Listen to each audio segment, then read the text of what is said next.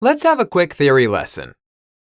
First, logistic regression assumptions are very close to those of linear regression. As we said before, the main difference is the linearity assumption. Logistic regressions are nonlinear by definition. Okay, but what exactly is the logistic model? In terms of probabilities, the logistic regression predicts the probability of an event occurring.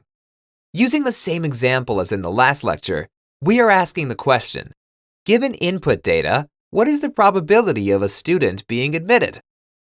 All right, what about the name? We call the regression logistic, as the curve we saw is defined by a logistic function. It has an S-shape and is bounded by 0 and 1. Without getting into details, these two properties and what we will see next are the reasons why this type of regression is so useful for binary prediction. Okay, in algebraic terms, the linear regression looked like this. Remember? The logistic regression model is quite different. It is defined by the following expression: exponential of a linear combination of inputs and coefficients divided by 1 plus the same exponential. That form seems quite complex, but just you wait. There is another form, the Logit form. If we transform this expression in a certain way, we will get the probability of the event occurring divided by the probability of the event not occurring equals the exponential from above. That's a very nice form, as the left-hand side is a very intuitive interpretation. It's called odds, and I bet you are familiar with it.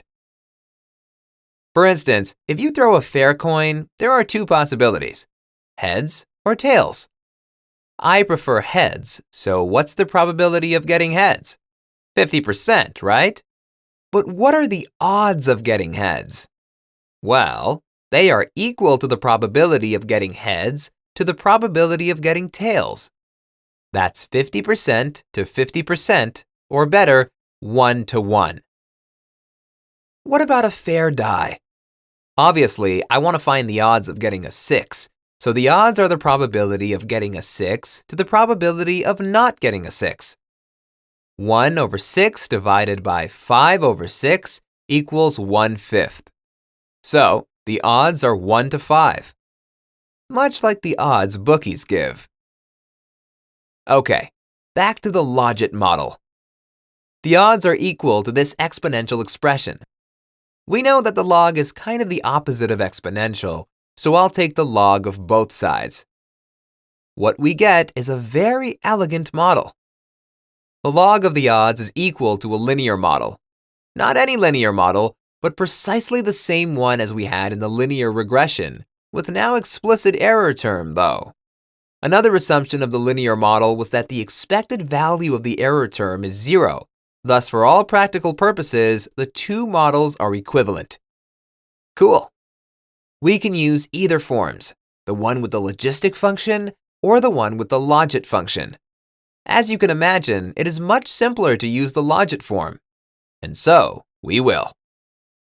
After this lesson, you have proof that linear regression is the basis of logistic regression. Given that the model is not very different, our main concern from now on will be how to interpret the coefficients of a logistic regression. See you in the next video, where we will tackle our first problem. Thanks for watching.